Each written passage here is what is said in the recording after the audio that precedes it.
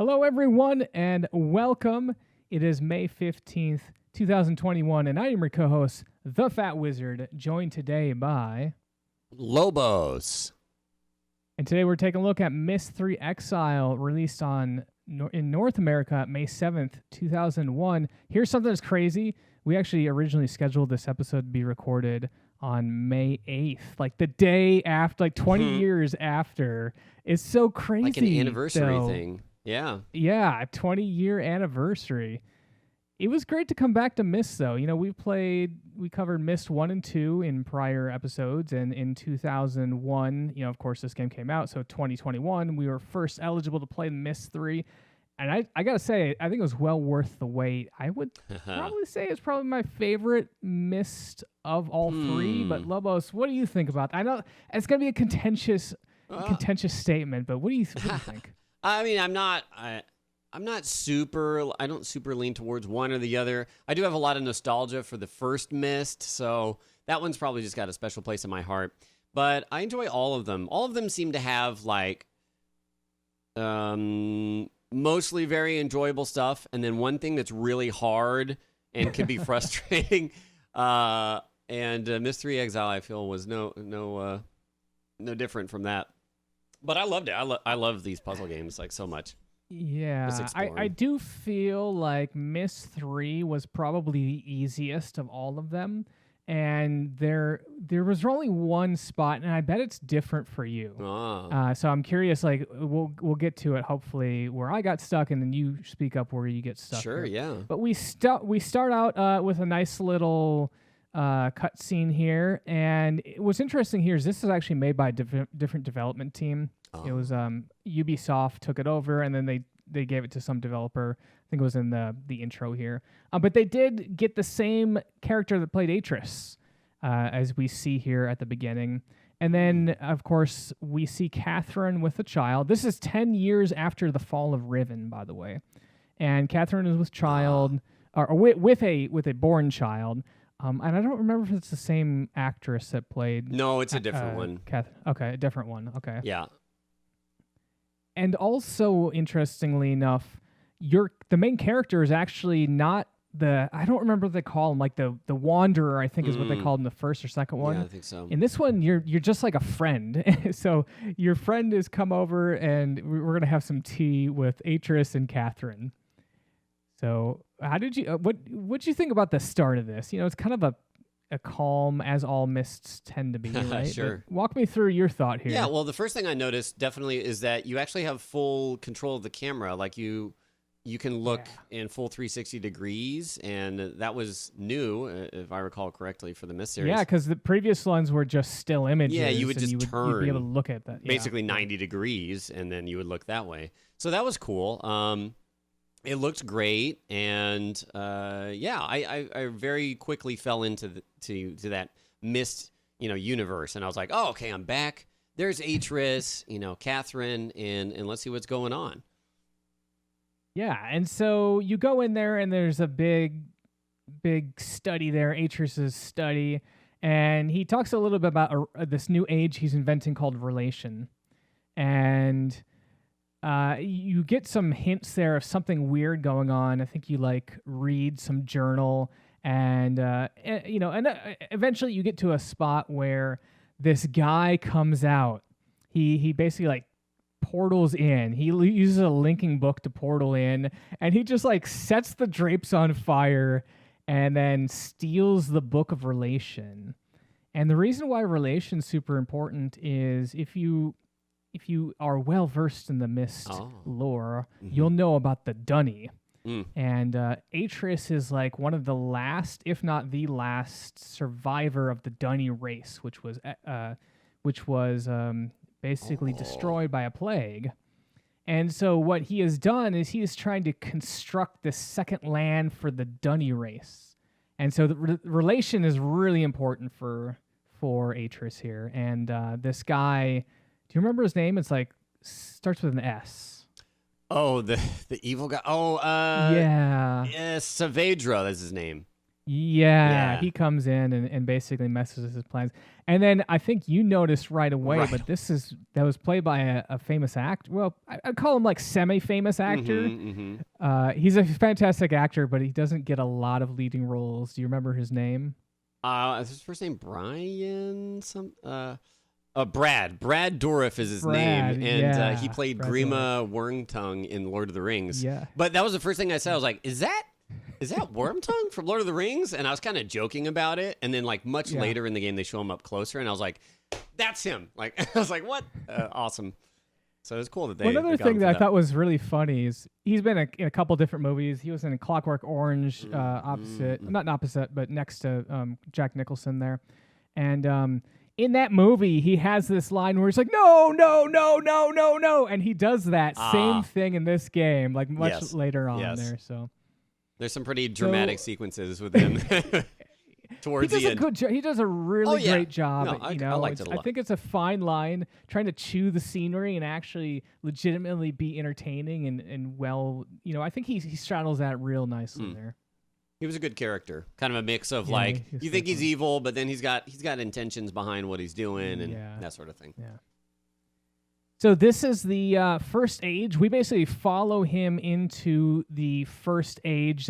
This is sort of like your hub age, where it's got a bunch of different ages linked off to it, and this is more or less like your area to run around and explore and try to figure out how to access these 3 ages. Yeah, this one was called Jinanen, I believe, and I think. As soon as you arrive, you see Saavedro like kind of run and lock himself in like a central tower area. Yeah. And you can actually peer through the window, and there's like maybe like 7 or 8 unique little motion videos of him just walking by the door. And I was like, when's it gonna do something different? And but it didn't end up doing anything crazy. But it was cool. So the first puzzle I go to is this. It's this puzzle where it's got this like little bridge, and the bridge elevates. Multiple different sections of the bridge will lower and elevate it. And really, what you want to do there is you want to open a door on the other side of this bridge, and then there's this big like ball thing, and then you want to use that bridge, basically the varying heights, to move that ball into the area where you just open the door, because there's a big hole in the ground there. And so when that ball goes in there, it'll like fill in that hole. Is that correct? I'm having trouble kind of visualizing it, but I remember bridge stuff like that. Yeah, sure. we just watched it, but we were talking about other stuff. So I think it was it was something to that effect there. And then I get to a puzzle where it has like these 4 concentric rings with these little marbles you can move around. Right, yeah. And so I'm looking around. I'm like, all right, well, I know that, we've played Myst games. Yeah. We know that it's pretty obvious. If you don't know exactly what you're supposed to do, you're probably not going to figure out, and you're probably not going to, you're not intended to. So I went off into exploring a little bit. Yeah, that's generally what I do. I just run around and look for puzzles, see if they are, just logic-based and you can figure them out right there, or if you're going to need stuff later, so you know what to keep an eye out for. And so we're coming to the workshop here, which basically shows a bunch of clues. And I'm wondering, Lobos, as you look around this, are you seeing any clues that you might have you seen initially, but then you got to the puzzle and you completely forgot that existed? Oh, absolutely. The one with the little like wicker kind of people hanging was a clue for one of the one age that I had the most trouble with, for sure. I don't know if you found that, but it's like near the doorway, and it's like I think 2 guys hanging on one side and one hanging on another, and it's like balanced. But we'll see what puzzle that's for later, I'm sure. I'm not sure which puzzle that's for. Okay. The one that I saw that I was most interested in is they have a bunch of spherical balls, and they have what looks to be like a glass or ice or crystal ball, and then wooden balls. Oh, yep. And I had solved that puzzle just kind of like trial and error, and it wasn't until I watched you stream this and go through the workshop, I'm like, oh, that's how you're supposed to know that. So we'll get to that a little bit later. Okay. But That's that was, that's the same puzzle, by the that way, was that I'm one where I talking with wish I the would have little remembered balancing that puppets. existed. Oh, it is? Okay. Yep. Okay. Inside this workshop is an elevator, and I know there was a puzzle below the elevator, but there was also this like little grate that would spin around and then like shut. Did you get a sense of what that was all about? You know what I'm talking about? Do you mean on the actual elevator, like the whole thing? On the actual, yeah. So Yeah. you'd like try to open it, and it would open the gate, but then it would immediately shut again. Yeah, I think solving these puzzles was part of that. Just like whenever it came all the way down, it would rotate a doorway towards a certain direction, but it wasn't like the opening that you could actually go through. So like I thought it was part of that, but I can't remember exactly. Okay. Yeah. But the real puzzle is once you get that elevator go up, you can then access below the elevator, and on each of the 4, we'll call them walls, there's like a little hole in it, and there's like 4 different sections to a puzzle. And of course, you pick up a book. I don't remember if this is Saavedro's book or Atris's book, but it kind of clues you into I think you find what you need to when do. you 'Cause first if you don't come solve to this Janan, puzzle, maybe. Sorry about that. Yeah. yeah. Yeah. I Oh think, no, I think no, you you're found a right. book. You pick it up off the ground. Yeah, it's like his journal or something. And then you also have, I think, a book from Atris, kind of talking about Relishan Yes. or that sort, like details around it. Yeah, and that actually comes into play much later on in the game. But I want to talk a little bit more about this elevator, because if you don't solve the puzzle, what happens is you can go up to the elevator, but the door doesn't open, and so that's where you can kind of see Saavedro there, and he's kind of taunting us now. This is so great. He's like, "Hey, do you want to come and get your book?" And what he's doing, he's like filling up this this little basin with some sort of material, and he's going to use this to activate essentially like a linking book, so he can teleport to a new area. Yeah, some sort of portal or something like that. So we're still in Janan, and we're experimenting. We found a little, like a little rabbit thing. What do you think this is, Lobos? Yeah, it's like a little kind of A rat thing. Yeah, almost like a reptilian, rat or some sort of vermin like that. And you get a clue here how he likes to eat this kind of plant that grows on the sides of the walls, as it like bubbles up. I think it retracts in fear or something like that, and that's a puzzle or a hint for getting access to one of the areas, if I recall correctly. Yeah, I think it's this area right here. And so I do have subtitles on, which kind of clues you into a puzzle, because you've got like this little it's like a mega microphone thing, and you're pointing it around, and as you uncover new areas, it will actually say what the thing is. So I'm like, all right, well, that's significant, right? Yeah. They wouldn't just have, and so like some of the things are like bridge creaking, ocean wind, and one of them was like squee chirps or something like that. Oh yeah, squee chirps. Yeah, I think you're right. Yeah. It's kind of like the island on the first Myst that's totally like audio based, where you pick the frequency and then you hear like a sound like lava going or air going, and the thing that you're actually moving is actually a giant flower. It's like an orchid, so like it's got this big stem that comes out that you aim. It's pretty cool. I enjoyed watching your stream because you had noticed that there were these distinct sounds, and you started writing these down, and you're like, "Hey, if you wonder why I'm writing this down, it's because I've played Myst before. That's I know right. how this stuff works." That's right. If There's you an audio don't, puzzle. you're gonna have to do a lot of backtracking and hope you remember certain things. Yeah, and then here's another puzzle. I think I actually spin this around. There's like a little hand crank you can do, and if you crank it enough, it opens up this little light that will shine. But when I initially did it, I didn't notice that the light was bouncing off something else, so I kept spinning it, and then I didn't notice that there was this whole puzzle here. So we get to that much later here.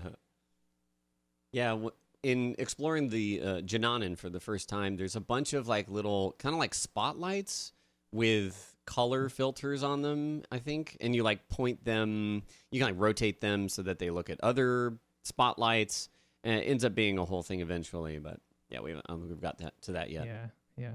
Because we're actually just trying to solve the puzzle for the elevator there. And so this one, it's pretty cool, pretty satisfying, because there's, again, 4 different things that all kind of have to lock in place there. And you finally get up there, and then, like I was talking about, Saavedro, he was filling up some sort of basin, and now he has just activated a linking book, and he is now gone. And that plays right before you're able to actually enter into the area he was in. Conveniently, yes. Yeah. So I got to say, I want to again comment on the graphics here, because it really was a lot more pleasurable to play in this like third person or 3D mode, because in Myst 1 and to some degree Myst 2 had some issues of not really understanding where your last area that you were looking at was. So it's like you're in an area and then you move forward and you're like, it doesn't always move you directly forward.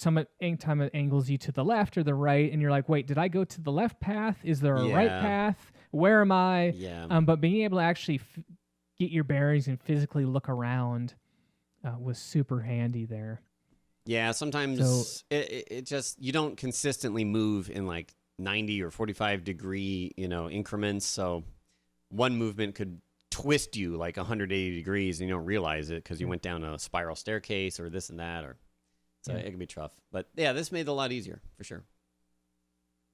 Now, I also wanted to talk a little bit about the story here, because I think that this story is standalone enough that someone could come into Myst 3 and have a pretty good understanding of what's going on, or at least still follow the thread, because it really is a really good story about Saavedro and his sort of perils, right? Yeah, and you trying to get your book. Yeah, his like people and what happened. It does tie in and link back to the original Mysts, because it talks about Atreus's sons and how they're going around messing up his ages that he's created, that Atreus kind of entrusted to them.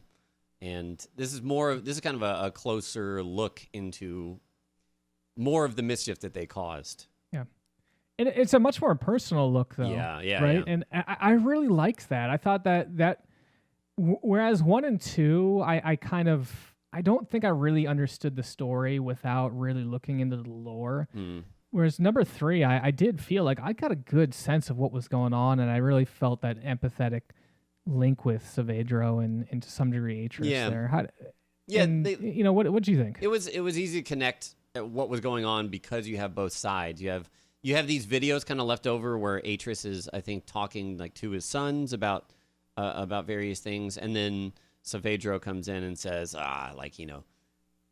he thinks you're Atreus this whole time, so he's talking to you like you are, and kind of still creating this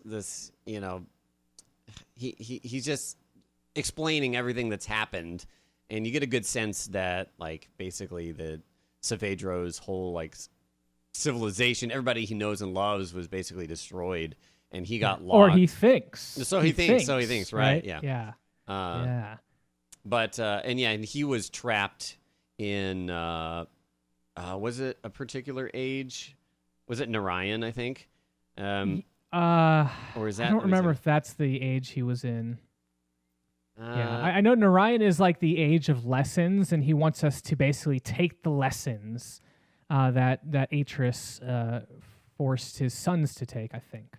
And the real thing is, the reason why Saavedro is really angry is so Atreus is sort of like he's very much trying to do the right thing, but his sons, for whatever reason, have a real chip on their shoulder. And so Atreus comes by, and he's sort of like this, maybe missionary is the wrong way to use it, but basically he's like trying to be like bring good spirits and faith to these ages.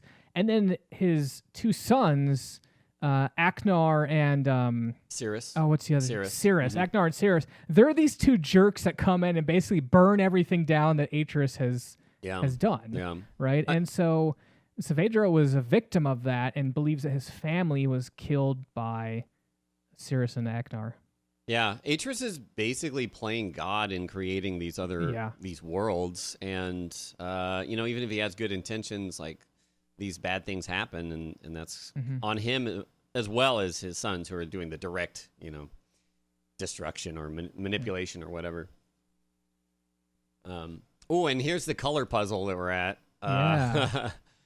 So let me get a quick background on how we got here, because we kind of went off on a little tangent there. So we got to see this little movie clip there of Saavedro basically saying, hey, you need to find the 3 symbols to find me. And so you use these little beacons and you line up these symbols, and those symbols are actual out in the overworld. Mm-hmm. So you basically line up like a lens with some symbol that's put on a rock or something, and that kind of shows you where you need to go.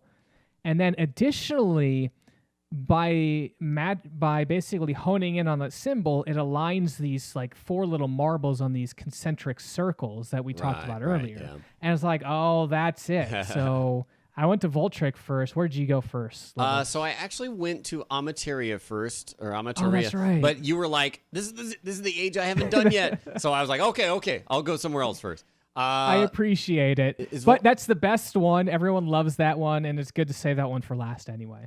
Yes, the best one. So which one did you go to next? I think I ended up Voltaic is the energy one. I think this is the first one that I went to. Okay. Yeah, it is definitely. So this one's cool. It looks almost like an old strip mine, right? It's got these big canyons, and it's got some water that seems to be powering like a windmill or something, water wheel. Yeah, there's a dam, and then there's one of the further in areas has kind of a big, not like a track, but like a big cable that seems like a transportation method where some sort of cart like flies along it, and you see that more later. This one, I remember this puzzle. I opened and closed this dam I don't know how many times. Yeah, well, this is confusing to me because you open up the dam and you would expect the water to come rushing in, but it doesn't actually move. So I was trying to figure out, like, what the heck does opening up this dam do? And then I realized, it actually does lower the water on one section, which allows you to crawl in this manhole and then raise this other thing. Yeah. And I could not figure out what it did. I don't know. It took me forever to figure this out. Yeah, I spent a while here for sure because I assumed because you're raising this, it seemed like it was making a gap, and I thought the water would have to drain a different way into there. But I don't recall exactly what it ended up doing, but Well, we'll get there. Okay, I know what we're missing here. All right. Yeah, we haven't done it yet because that was like one of the last things I did on this age because I was very confused about this. So I keep going around to the strip mine, and we see this little airship thing that you were talking about earlier. Mm-hmm.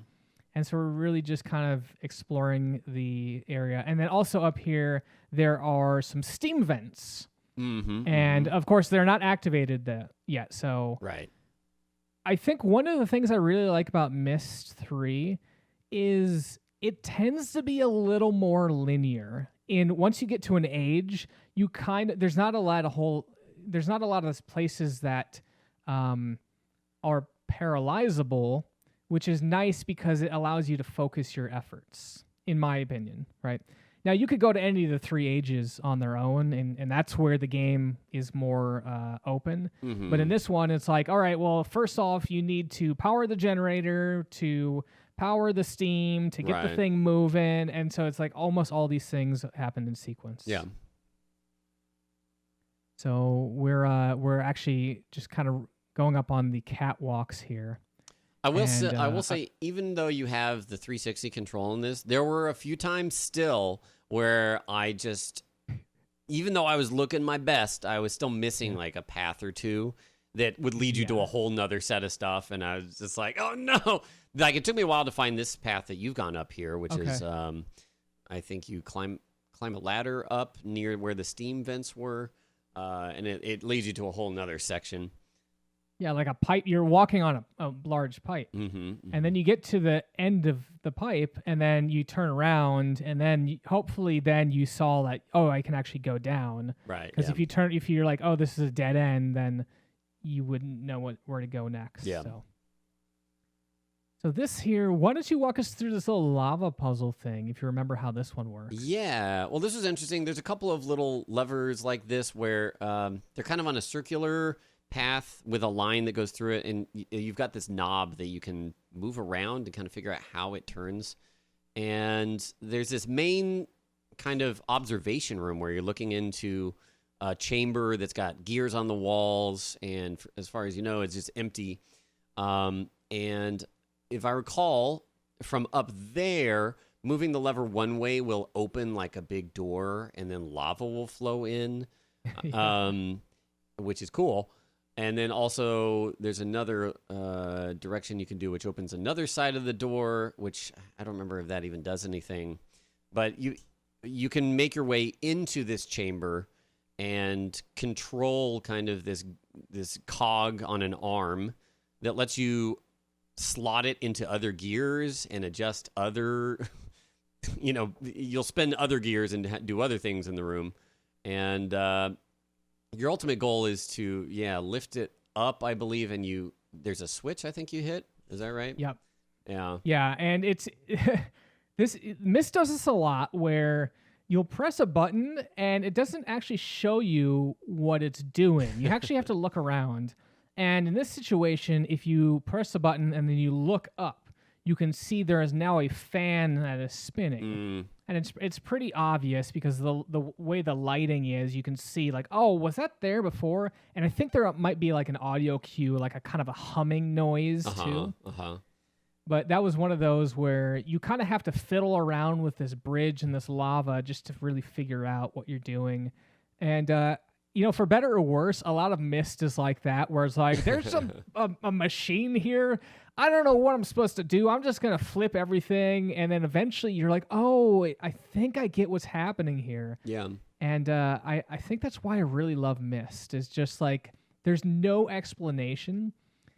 Yeah, that's the puzzles. That's probably my favorite thing is you find a machine and you go, okay, and you rub your hands together. I'm like, time to figure out what this does. And you start flipping this and you make notes and you're like, all right, and this and that. Oh, that moves up 3 when I move this switch. This moves up 5, and you start doing math. And I don't know. It's fun. It's a lot of fun. I think it's funny. It's because contrary to something like The Seventh Guest, where it also wouldn't tell you what you're supposed to do, but it was just like, it wasn't as fun, right? Because it was like, well, do I need to move all the chess pieces from the left to the right or put them all in black and white?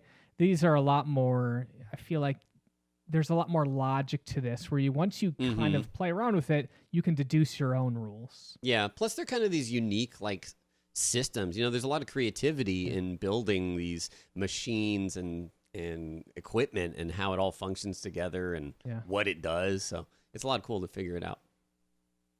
It's a lot of fun. So once you activate this motor thing, you then can turn on the steam engine. And this one was an interesting puzzle because there's actually 3 layers of steam things. And what you need to do is you have to rise and lower between those 3 levels and activate it's like one of those power grid things where you're like, you need to have exactly this much power, and some of them give you more power than you need, and some of them give you less power. How did you do on that one? I went into it and I was pretty sure I knew what I was doing. And I think ultimately it was, because you've got this gauge and it shows you kind of pressure, and you open one valve and that will remove the pressure, like decrease the pressure a certain amount or increase it a certain amount. And so I was like, okay, I need to do the math thing where it ends up such that the pressure lands on this exact line, and then we're good to go. And then I think there's a big lever at the bottom that you pull to like finally inflate the airship that's there. Lock it in. Yep. I actually didn't know there was a 3rd level. I thought there was only 2. Oh, interesting. Because you can't just rise and lower at your own whim. Right. You kind of have to. You have to set up something so the pressure can't be over a certain level. So you kind of have to shut everything down to raise. I don't know. It's a little difficult to remember exactly how to do that. And then after that, we have moved this little blimp or something. But of course, it hits a gate, and you're like, oh, okay, now I got to figure out how to open this gate. Yep. And we just saw the thing that I was stuck on for the longest time, which is there's this little porthole. And you can look out that porthole. By the way, there's like 6 or 7 portholes, and only one you can look out. Oh, yeah. And then you can actually flip the water wheel to basically catch the water, move the flaps down to catch the water or make them parallel to the water. Did you catch that one right away? No. I remember that now. And Okay. I think maybe somebody had given me a hint, like, because Myst does this a lot where there's these long hallways and you get comfortable just going up and down them. But it turns out at one of the little spots, if you turn, there's like a path or a door or a little switch or something like that. So you always got to do your best and be diligent to look at everything. Yep. All right, so walk me through this puzzle. I had to look this up. I still don't really understand it. Did you solve it on your own, Lobos? I solved it, and I tried different things. What was it? There's little symbols. So this is like the big cylindrical kind of chamber, and in the center there's also a big cylindrical container, metal vat or something. And on the sides of it, I think 4 sides of it, there's like a symbol, and then there's an interface where you have these 3 rotating cylinders with seemingly like metal plates, and it seems like they look like kind of like circuits, right? Yeah, kind of moving the circuits it's like a little power grid that you got to line up. So I was like, okay, get the power, to flow freely through all these. And what I eventually tried was, like, for example, one of the symbols looks like a Roman numeral 3. So I was like, okay, I guess I got to try and create that symbol with these circuits because there's 1, 2, or 3 paths that could connect. And so I believe that's what it ended up being, or something similar. You try and That's interesting. I think that's what it was. At least that was my initial guess. I had to look it up because I was convinced that I didn't have the information. So those numbers were actually the numbering system that was introduced in Riven, if you remember that. Oh, yeah, no. remember you go to like there's a little classroom, and remember there was like a little guy with a shark, and it would count. Yep. Those numbers, and that's why I'm like, I man. forget which number is which, and so I figured that some other age would have that information, but no, I don't think those numbers were needed to know. Interesting. Anyway, I looked it up. I think all you need to do is make sure all the circuits connect. Just connect. The problem is what was connected, and the problem is it's not like there's electricity flowing through it. Yeah, there's not. So it just stays static, and it doesn't really respond to, like, am I doing a good job? So I just didn't. Yeah, I don't know. That's how Myst goes sometimes. You have to like invest and solve it in a way you think will work, and maybe it does, maybe it doesn't. Once that's done, you kind of ferry this boat across, so you get this amazing epic treat of this like little tiny island just bursting out of the water and floating above water. Yeah, this was really interesting. And then the whole kind of section around it is like anti-gravity, and it's where I think you start, or close to where you start on the map. Yeah. And you can take an airship, or a little airship on the track across to it, and there's a porthole on the bottom you can open up, and then do you have to actually move this in a certain way? But no, it's just there. Yeah, there's all these floating rocks, and they create this symbol, and you'll write it down kind of automatically once you see it, and that's one of the 3 symbols, which means I'm glad my character knew to write that down, because I'm like, how did you know to do that? All right, cool. Oh my gosh, I'd be writing anything that looked closely like a symbol down. I'd be like, okay, that's there's a branch. It's obviously a symbol. Yeah, that's a circle. That's a symbol. Right, and that's the end of the Voltaic age. I like that. I like that one. It's probably my second favorite. Yeah. And we got another one here. We just pretty much jump immediately to the next age. I don't remember what this one was called. This one is Adana. Yeah, I didn't like it. It was kind of... This was one where the first half I was cool with, and then the second half, I got so lost, and it just felt like I was going in circles so much. There's some really interesting ideas they had going on. I love the idea they have where there's these plants, and like one of the plants like has like a magnifying glass basically, and you could focus light and like I think you burn another plant out of the way in order to give you access to, a further area. There's a lot of interesting kind of plant designs they did. But yeah, like I said, the first part was interesting, and they based the whole age kind of around this bird that you see at the beginning that eventually needs your help, and you break out.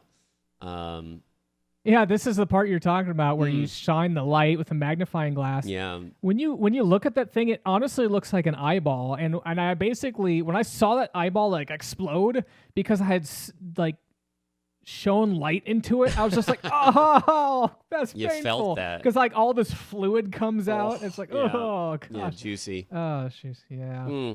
But it's got like this, the inside of this little eyeball thing is this. It's like an eel or something. It's got electricity. I guess it's not an eel. It's a little like manta ray looking thing. Manta ray, yeah.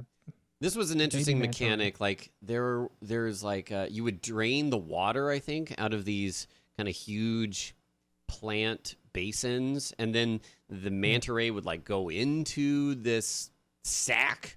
And then it would be powered. Then you'd explode the sack, and it would go on to the next area. Yeah, it was. Doesn't it look like an eyeball though? Yeah, it really does. Well, it's very veiny, and it does. Ugh. I wasn't a huge fan of this, mostly because anytime you try to like create a clear path through organic material, it just is often very difficult to be like, can I walk here? Is this like, is there a ramp here? Yeah. Is there a bridge? Like, what am I missing here? And I did definitely later on, as probably you did too, got stuck missing a section that I didn't know I could walk on. Yep, this is exactly what came to mind when I was thinking about, areas that were hard to see or you would miss and spend, half an hour running around trying to find out where you need to go.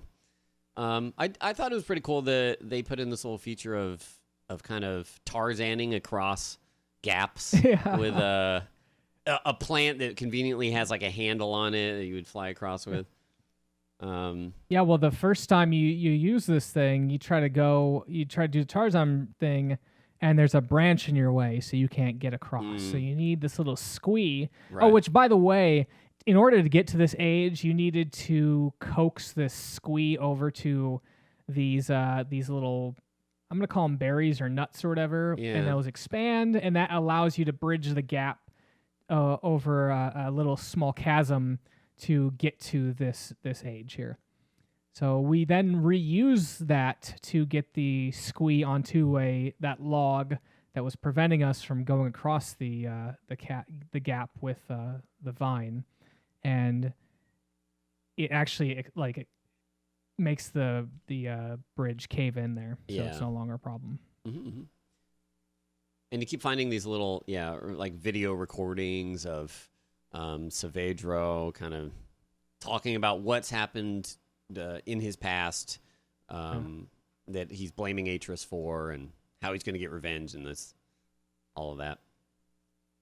I gotta say, Brad he just does such a good job here. He's all in it. I think I think it's a good thing. Yeah, he is all in. Oh yeah, but he's not. He's a talented actor, I think other actors would come in if they had a no name. They come in, and the delivery of these things would just be subpar, and it would be laughable, right? Mm-hmm. Because he's very angry about his wife. Yeah. He's basically 20 years he was stuck, and his wife is gone, and so he's yelling at the player. Yeah. But Brad does so good. It was so fun to watch him play. He really does. Just like he makes the story for this game. Like it's all surrounding him, and he's pretty much. Besides Atris and Catherine in the beginning, he's the only other human I think that you encounter, and you encounter him a lot. Well, the little baby, right? Well, yeah, the baby too. The little baby doesn't have any speaking lines. That's fair. So you're descending through this kind of almost like jungly area, but also seems like it's a giant tree with like all this other foliage around. And this is where I got stuck for a while. There's like a massive flower kind of blooming in the bottom, and you can aim light at it and it'll like alert its tentacles, and it was a weird. It was weird tough to figure out. Yeah, because it's like one flower is like not getting the nutrients it needs, whereas the other one has too much or whatever. So you have to basically transfer the thing from one to the other. And I guess this is what the study was trying to show you, was like, hey, when you have the electricity, the butterfly things come and fly next to the pollen or something. This one was a little weird, in my opinion, even for Myst, right? It was a little like, I'm not sure what's going on here, but things seem to be progressing, so I'm gonna keep doing it. Yeah, the puzzles were not great. It would have been more tolerable if the pathing wasn't an issue, but there were several places that I was like, where is a path? And then I just had to start going screen by screen and like spam clicking basically until I found one. And well, you end up kind of going up inside this flower and you get it to like spurt out some spores or juice, and that triggers the bird from the beginning to come and grab you, and it takes you all the way back to the beginning to its nest, which, by the way, you were like 10 feet away from at one point. And there you find the next symbol, if I recall correctly. And that's correct. Head back to Jananan. And then we go almost immediately to Amatria. And I got to say, I love the artistic direction for this one. Yeah, this one was cool. Right. There's like Japanese like pagoda style buildings and a big like central Japanese building as well. And then there's some kind of like side paths that like, I don't know, they're almost like, I don't want to say Minecrafty, but you know they're very. Oh yeah, it's like voxel kind of base. You know, it's like there's a lot of this like hexagon shape that creates the land. It's pretty cool. And the all of these buildings are over water, and then there's these bridges there. So you have this really cool scenery of, you got the sunset hitting the, refracting off the water, and then you got the skybox there, and then you got those brilliant red buildings. Visually, it was a complete treat. I liked this one a lot. Yeah, and also, I was gonna say, you got to go up really high here. Oh, you do go pretty high, and to see the scenery, right? Yeah, yeah. And the whole thing looks kind of like an amusement park, because it seems like there's like this roller coaster track that's connecting everything, and I was like, okay, that's interesting. And you can't have Myst without a roller coaster, though, right? Oh gosh, I was very side note, but I started playing Myst the remade version, like I think it's fan remade one, and I had forgotten about the underground trolley or whatever that you take. That, oh man, that puzzle. Yeah. Anyways, sorry. Did they have VR in that? I don't think it had VR, but that would be cool. Okay. That'd be cool. So there's a couple different puzzles here. The first one is, you have what looks to be like if you have like a 6-shooter revolver, you know how sometimes you'll have, or it's more like one of those cap guns, right? Yeah. Where you have that little plastic with like 6 little gunpowder things. Yeah, it's a chamber. It's like a gun chamber. Yeah. And so you have a ball that alternates between the two of those. And so what you do is you activate this puzzle, and that you see like this central, I think it's like crystal or ice. I don't know what this is. Yeah, they were all like glass or crystal or something. Glass, yeah. Okay. And so almost every puzzle in this game revolves, from this world, this age, revolves around this central tower, like spinning up this glass or crystal ball and then shooting it down into the puzzle. And what you need to do here is you need to basically, you have to insert these little pegs, and these pegs designate when it should shoot the ball from one chamber to the other. Yeah, from one side to the other. Yeah. And in order to, you have to basically line it up such that, because not all the chambers have things that can hold it. Some of the bottoms are out, and sometimes the ceiling is above it. So you have to kind of like, and a couple times I had it like smash into the ceiling, which was fun. Oh yeah. But that one is just kind of some trial and error. You boop, boop, boop, and you swing that ball back into somewhere else, and I think it like crashes into a wall or something. I don't remember exactly why you want to do that. I don't remember. I think it actually goes like into the central building and like kind of triggers something like. Oh, is that what it is? Yeah, yeah. Like it completes it basically. Now this is the puzzle that I was. This was how I started off. Yeah. On Materia. Well, why don't you walk us through it then? Oh my gosh. So yeah, you've got these 3 sections of bridge, kind of like before. Or I'm sorry, it's this big like kind of canal thing, and you can tilt the canal. It kind of looks like what you'd use to put cement down, like if you had a cement truck. Yeah, just a very large one of those, right? Yeah, that big where the cement actually flows down as it's coming out. And it's like a little trough. And you pull the switch, and you'll see the central building rise up and somehow like throw this crystal ball, and it follows a path, and then it will probably just smash into the side of this trough. And you're like, oh, okay, it's too high. I need to lower it, or this or that. And so you can kind of choose between a left, middle, or right setting, and that will adjust the balance of the trough there. And nothing seems to work at first, and if you keep going, you'll find this room where there's like a ball you can assemble with 4 different parts. Yeah, that's what it is. It's a counterweight, so you can balance it properly.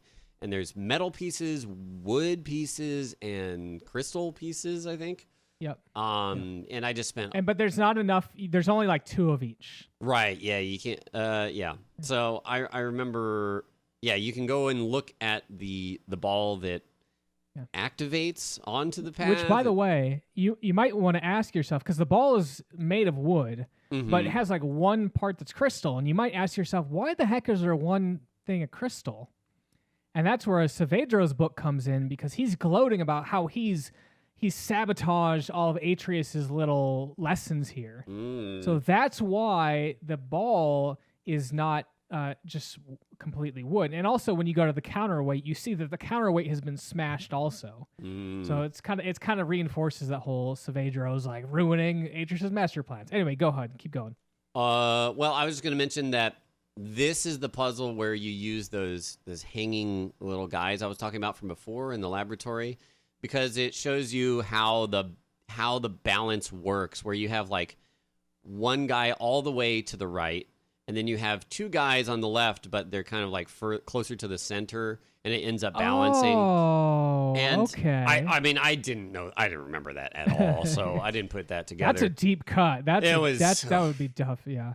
That's one of the things. Again, you just write down things and Myst, because, but it was also just kind of hard to tell that the puzzle was using that as a reference or whatever. Yeah. Anyways, I think the way I figured it out is I basically I like put the lever all the way to the left, and then I got it to a part where it was like, okay, it's too heavy on one with one, and then too light on the other. So I'm like, all right, well, I know it can't be there, so I need to move the fulcrum back a little bit and then change up the distribution of the weight there. Yeah, I tried so much. I think I ended up just asking for the answer, because again, this was the first puzzle. I was on it for like an hour, and I just got frustrated. I was like, all right, let's move on. A poor first impression of Amateuria. A lot of people were saying that it's their favorite place, and I think I kind of set myself up for certain expectations that were unmeetable. So it ended up having less of an impact on me. Now that it's later, like, yeah, I like the idea of this whole island kind of being it fits in and ends up being like a cool like roller coaster ride at the end, which is pretty cool. But at the time, I was just like, that's that's a funny point there, is setting those expectations. If someone's like, oh, if everyone's like, this is the best. Right, yeah. And it doesn't click with you, you're like, wow, this is actually the worst. And you're expecting so much more. It's a common thing you have to be aware of when you're streaming stuff, because, everybody's like, oh, he's going to play this. It's going to be awesome. And so then you're like, oh, it's going to be amazing. And then maybe it's not. Maybe it's great, but not as amazing as people make it sound. Yeah. But speaking of sound... Nice segue into this last puzzle, I think. I didn't use sound at all here. Yes, you do. Because no, I didn't use sound. I didn't use sound at all. No, you go to these. You go to these branching. Like, there's a central gazebo that branches off to these side rooms, and at each room there's a sound playing, and there's a circular like portal, and depending on what sound is playing, you can see the sound waves going like, yeah, which is cool. Yeah, Super it's very cool looking. And what it is you have to set each one to a specific sound such that as a ball rolls through it, it won't get smashed by the sound, presumably. That's true, but I didn't use sound to solve the puzzle. Ooh. Wait, how did you figure out what sounds to you like? So you're saying that you did it by recognizing the sound and what sounds needed to be there? Yeah, because I think that you find this panel that's way up that kind of lets you overlook the whole thing. And if I recall correctly, that panel, whenever you would press play basically, and the thing would go and you'd see the ball going through. And if I recall correctly, it would play the sounds as it passes through there. Huh, I don't remember playing sounds, but what the way I did it was, it basically it's showing you the solution you need to do. And then you just need to align the shapes to match that. But the problem is you don't know from looking at that little display, it looks like the leftmost one is the first one, and then it goes clockwise, but that's not the case. Yeah. It's like the middle one is the first one, so you have to take what is the first thing on the puzzle, or like you call it like 9 o'clock. You have to take that thing and then align the first thing the ball hits. Right, yeah. In the real world. So it's a little convoluted to explain. But yeah, that's how I solved it. Mm. And then after that, I forgot about this final puzzle. puzzle. You get to go up to the very, very top and overlook the whole island. And I was like, oh no, I'm not going to have to solve all 4 puzzles again, am I? Yeah, if you have them in place, then the balls will roll through. And this puzzle was real interesting because you have to set up this panel that's got a bunch of like circular components to it that you can arrange. You can rotate them basically. It's like a grid of, what is it, 3x3 or 4x4 or something. And there's lines on them, and the goal is to align them so that they pass from. This is so hard. If you're just listening on audio, I don't know how you're envisioning this at all. Okay, so I think there's northeast, southwest, and what you need to do is you need to get the ball to hit all of the stations you just did. So east, west, and south, and then hit north on the last one. And I think you can start on any of them and end, but you always have to end on the north one, and it has to hit all 3 of them.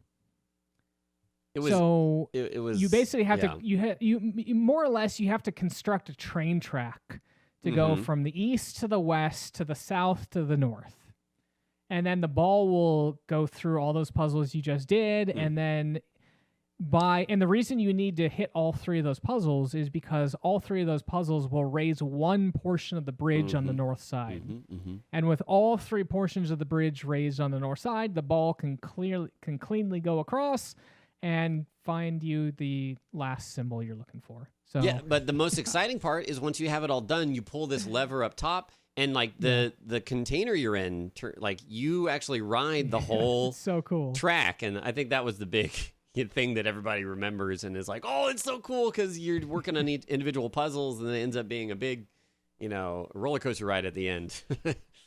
Which I was like, okay, all right, fine. I think if you are listening on the podcast, it does behoove you, especially for this game, to come take a look at the YouTube video, because I think it will, visualizing this stuff is very interesting if you haven't seen it before, and will shed a bunch of light onto what's going on here.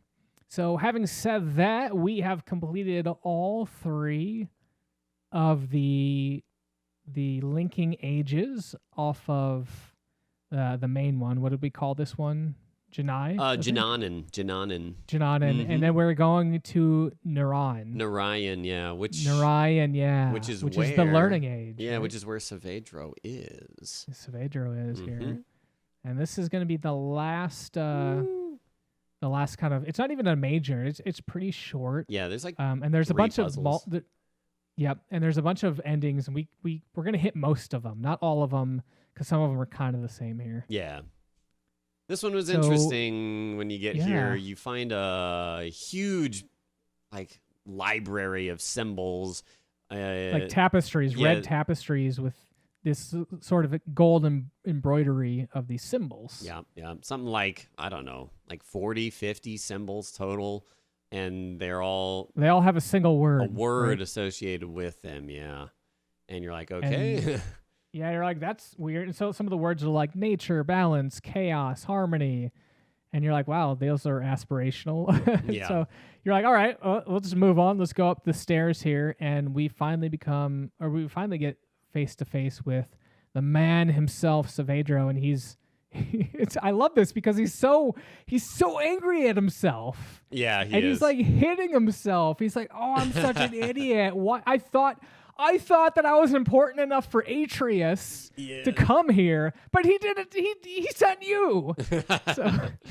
Yeah, These are the good acting sections where he's just interacting with you and kind of acting in a final manner, and however you're dealing with him. Oh gosh! So he's got relation in his hand right now, and he's just like, he's also got this hammer on his. It's worth noting, his hammer that looks like it's made of a sturdy stick and a rock on it, and he'll actually use this to beat you later on if you do some of the bad endings there. It's like a gavel. Yeah, this is. He's gonna pass judgment on you. And this is great because this is Saavedro really coming to terms with, and sort of like breaking down. Yeah. Being like, I thought I was a lot more important than I am. Right. Well, I thought a relation was a lot more important than it is.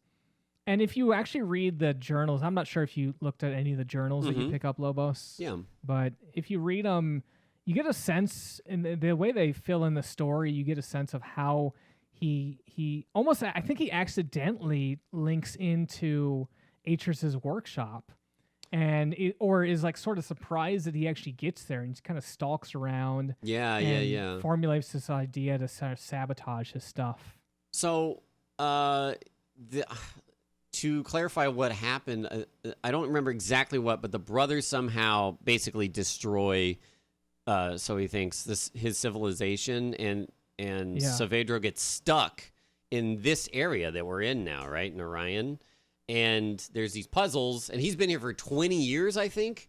And he's like, you can't solve them. He's like, no, I've tried for so long, and I cannot solve them. Of course, you come in here and solve them all in like an hour, but no problem. Really. And he does call out. He's like, hey man, if you solve them, you better watch out, because I know what happens when you open a link. That link doesn't close. So he's kind of like a little taunting you there. Yeah, he's like, if you get back, then I can get back too. But you do have the kind of the clues to solve this. Yeah, did you figure that out right away? I did. I recognized the words. I mean, it took me a little bit, but then I started going through my books. And in the book that Atreus gives you, he's talking about creating Narayan as a new place for the Danai, I think. And he's the Dunny. The Dunny, yeah. He's really like struggling to figure out what like values and ideals he wants in order to create this world that, so that he doesn't have terrible things happen again.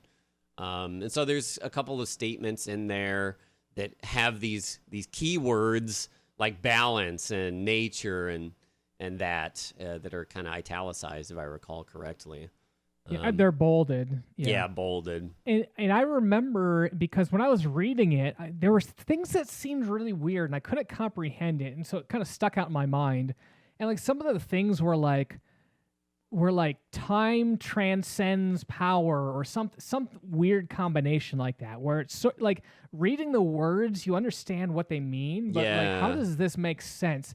And when I saw that, I'm like, wait, I seem to remember weird stuff like this being written in the book. Yeah. Fair enough. Yep.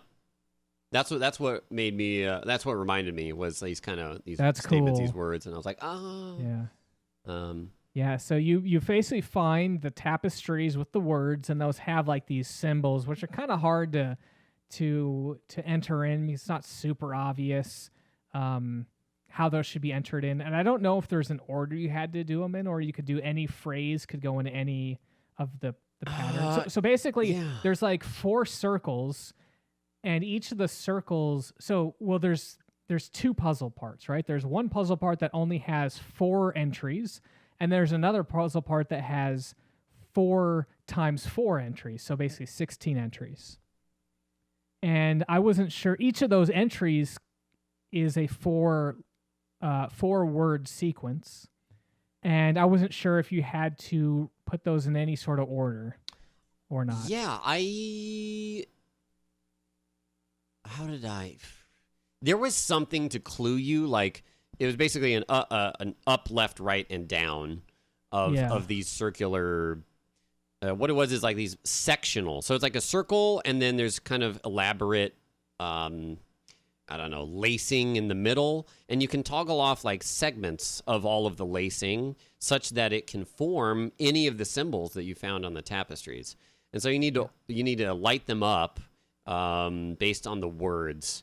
And so, for example, I pulled up the some of the statements here. There's things like energy powers future motion. And so that was the one. That was the one that stuck out in my head. Yeah, so you would see that all of these words are on the tapestries, and they each have their own symbol. So you're like, okay, how do I input these? And with trial and error, you can figure it out. And I do think there was a way to hint it. I think I ultimately just did like 1, 2, 3, 4, like 1 top, 2 left, 3 right, and 4 bottom. Yeah, I think that's what I did also. So I'm curious if you could rearrange those in a different order there. So once you solve that, that basically is the puzzle that Saavedro wasn't able to solve, and it lowers this barrier. So he's been trapped on this. There's almost like 2 barriers, almost like an airlock, right? Where there's one barrier that contains where the little puzzles are, and then there's a larger barrier that contains the ship that he wants to fly away on. I think it's even like the whole area. Like the whole area is covered in a dome, and he has to get outside that barrier, but then if you close the interior barrier, then the whole dome barrier is active, and he can't leave on the ship. So he's like, all right, I'm going to step outside, you close this interior door, and then you remove the exterior barrier, right? You would have to bring up the interior barrier, so he can't do it by himself. So he's like, you do it, and I'll go back home, and we'll forget everything. I'll drop the book. Yeah. I'll drop a release. He drops the book. Yes. He drops the book. There's a lot of... drops the book off a cliff. Yeah. So the true ending here, well, actually, there's kind of like 2 true endings, is you actually... so he goes through... We're going to call this the airlock, right? So he goes through part 1 of the airlock, and then you can shut the airlock behind him. So now he's literally stuck in this airlock. And he's like, oh, no! You outsmarted me. Yeah. And then so you go back to him, and then he's like, all right, man. All right, you win. Here's relation. Please do the right thing. And there's 2 options here. Which one did you do? Did you? I did almost everything that you could do. Okay. So yeah. You can open up the exterior barrier so he can go back, because it turns out that his civilization is still around and he can connect to it from here. I don't remember when that revelation happens, but so you can allow him to go back home, basically, be with his family, who apparently have been there for 20 years and don't know where he is or whatever. Or you can just keep him locked up and then just go back to what the original age there. Tomana. Tomana is his home age. That's right. But there's a lot of cool ways to end the game differently, where he'll get mad and he'll smash you with his hammer, or he'll smash you. Yep. Throw the book. Or you can, and if you go back to Atris without relation, right? Him and Catherine are there. They have kind of like soot all over them from the fire, putting out the fire, and they're kind of like, oh, you failed to save relation. Oh, okay. All right. They're very disappointed. And then it's just like a load screen that says you have failed to save relation. Yeah. And then there's 2 variations where you do save relation. One, you can keep Saavedro locked up, and it just kind of cuts to a thing. it's almost identical, but at the very end, it's like I could only wonder what would have happened if we would have shown some humanity to Saavedro or whatever. Yeah. But this is the true ending, which is basically we got back the Book of Relation. We and then we we let Saavedro go back to his homeland, and we basically are seeing Atris here monologuing while writing, no doubt linking another age or something. Yeah. And basically causing more problems. Exactly. He's happy to know that Narayan is safe, and that Saavedro has gone back. And that basically he's got a chance to right the wrongdoings of Cirrus and Aknar, those two jerks. Yeah, man. Where are I don't even know where they are anymore. Are they? I don't know. They just kind of like you see their pictures in a couple different places, like a. Are they canonically painted on a wall? Are they stuck in the books?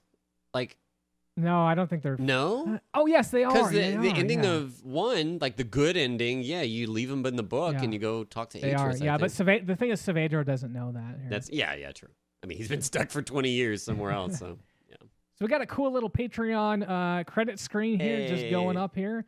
I wanted to add that. I thought that was kind of cool, and we'll be adding, of course, as people join on or people continue, they get like additional numbers there. So that is Myst III Exile. Wow, I feel like we talked nonstop for 60 minutes or so, but man, I liked it. It was fun. Those are some complicated puzzles, so you can really talk about them for a while. But yeah, it was fun. It was good. I love the Myst games. It's always tough to try to describe a puzzle in Myst, which, by the way, are often indescribable when you look at them to begin with, right? And it's hard to describe those in a matter of like a minute and a half and move on to the next thing. But I think you did a great job, Lobos. Thank you. We did our best. We did our best. But, oh, man, what a fun time. So that is going to wrap up Myst III Exile. Thank you so much to all of the Patreon supporters for making this episode possible. We did get a new Patreon supporter, Slasher Veils. Thank you so much, Slasher Veils, for continuing that chain of Patreon subscribers, bringing us one step closer to our goal of 25 to cover Earthbound. I think we've got like 13 right now, so we're over halfway there. Getting there. So let's see if you would like to, and again, any level counts there, including the $1 level, and then you get added to our cool little credit screen. So if you're interested in supporting the Saturday Morning Gaming Show on Patreon, you can head over to patreon.com/Saturday Morning Gaming Show, or of course, you can just go to SaturdayMorningGamingShow.com. And you can get all the links right there. Fancy. So, yeah, Myst III is done. What game are we going to do next? I'm super excited about this one. I got a copy of it right here. Take a look at it. We're going to be doing GoldenEye, 007 GoldenEye for the N64. Is this game as good as we remember? Yes. Yes, it is. Yeah, dude, it is. It is. It's so good. It is. It's good. But we need to play it again. I've been playing it. Oh, nice. And the controls take a little bit getting used to, as it's an N64 first-person shooter, But once you get used to it, it's good. So I'll be looking out to watching you play that on your stream. Yes. And you all will be looking out to listening to that episode in June, right?